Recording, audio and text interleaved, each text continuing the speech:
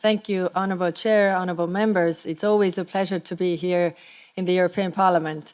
You know, 10 years ago, I was actually in your seat questioning the commissioners designate, and I never would have imagined that I would be in the hot seat today, but here I am.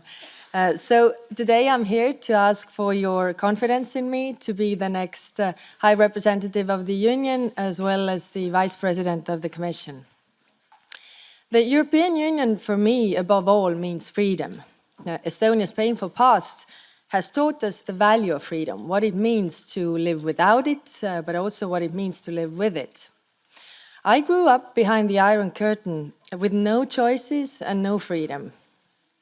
Since we regained our independence, I've had the chance to live the life full of opportunity, democracy, and freedom. As a country, Estonia had the same chance. As soon as we escaped the Soviet prison, we joined the European Union and NATO. We vowed that we would never be alone again. Together, we are so much stronger. And this is why, should you confirm me in this post, I will do my utmost to serve the European interest and strengthen the European Union's position in the world. This will not be an easy 5 years. There is a full-scale war going on in the European continent. Russia is against Ukraine. I see autocratic coalitions forming around us and menacing geopolitical shifts taking place all across the world. I see actors such as Russia, China, North Korea, Iran, aiming to change the rules-based international order. I see China and Russia weaponizing interdependencies and exploiting the openness of our societies against us. We must be aware what the threat is and respond accordingly, together with our closest allies and partners, and without losing 1 inch of who we are. The EU has so much to offer for our own citizens, in the values we stand for and the fundamental rights, the opportunities and the security that we provide, and for our partners as a champion of peace, prosperity, and the world where might does not make right. We must leverage what we have, do better, if you will, listen better, if you will. Honourable members, there are 2 urgent priorities very close to us: Russia's war against Ukraine and the open conflict in the Middle East. Victory of Ukraine is a priority for us all. The situation on the battlefield is very difficult. And that is why we must keep on working every day, today, tomorrow, and for as long as it takes, and with as much military, financial, and humanitarian aid as needed. This must be underpinned by a clear path for Ukraine to join the European Union. What we fight here is the European security and the European principles. This is our defense of the UN Charter and the global principles behind it. In the Middle East, conflict rages on following the heinous attacks against Israel on the 7th of October last year. My heart goes out to every victim and their loved ones. In the European Union, I see a strong unity among member states on these fundamental points. First, the need for an immediate ceasefire and unconditional release of all hostages. Second, calling on all parties to exercise utmost restraint. Third, our focus on humanitarian support. And fourth, on unwavering commitment to the two-state solution with the EU's support for the Palestinian Authority and Israel's right to exist recognized across the region. This is good basis for our political and diplomatic work to help to end the open conflict and also to be ready for the day after. As President von der Leyen has said, whatever the current difficulties, our responsibility is work for a better future. Ladies and gentlemen, there's a motto I often repeat: our neighbors' problems today are our problems tomorrow. For most of our neighbors, the European Union has a strong power of attraction, from Western Balkans to Ukraine. As one voter said as she left the polling booth last month in Moldova, Europe offers a life with choices. Enlargement is a geostrategic investment that it is in the European Union's own interest. It makes our union stronger. It makes new members of the European family more stable and secure. And it makes us all prosper. In the next 5 years, we need clear results here. I will work hand in hand with the Commissioner for Enlargement to achieve this goal. Likewise, I will work together with the Commissioner for Mediterranean with the dedicated pact for the region.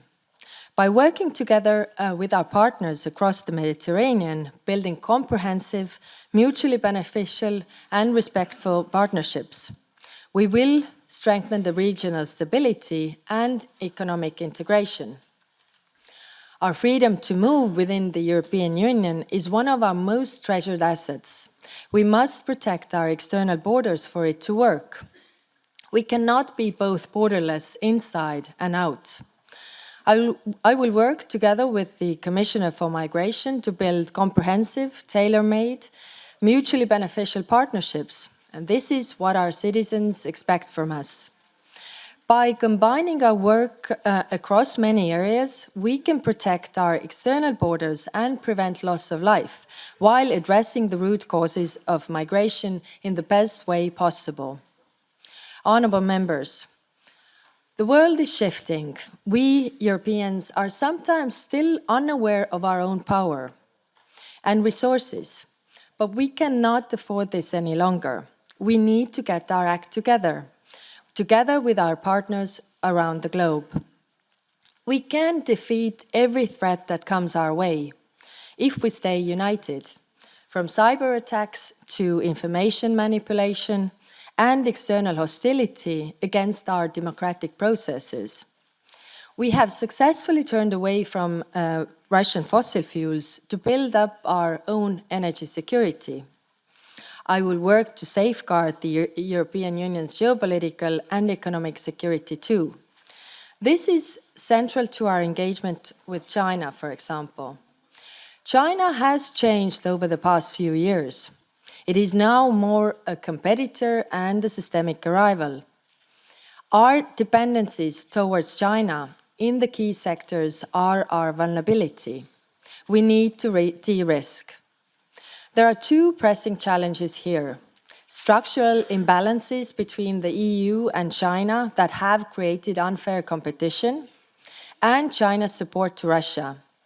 Without China's support to Russia, Russia would not be able to continue its war with the same force. China needs to also feel the higher cost. Likewise, in the Indo-Pacific, our existing relations with Japan, South Korea, Australia, and New Zealand, and with other Southeast Asian partners, can help us navigate tensions in the region, including the South China Sea. Honourable members, let us turn this. Today we fear the open war in our continent that absorbs us all. Let us turn this fear into action. We cannot accept that Russia, Iran, and North Korea produce more equipment and ammunition than the whole Euro-Atlantic community. We need to invest more in defense and shoulder more responsibility. We have the means to outproduce them. I will work with the Commissioner for Defense together for this. We must also improve our readiness to face new kinds of security challenges. This calls for a drastic change of mindset across all layers of society. Our readiness to defend the Union because we are proud to be part of it. The new, stronger Europe will also make a stronger NATO. In an unstable world, we need strong alliances. The transatlantic relationship is the biggest economic and security partnership in the world. It has brought prosperity and security to both sides of the Atlantic. As with all partnerships, they must be built on what works best for both sides. This will not change. The EU and United States are stronger and safer when we work together. We will strengthen our mutual security by working more closely with the United Kingdom. our relationship with India has so much unexplored potential.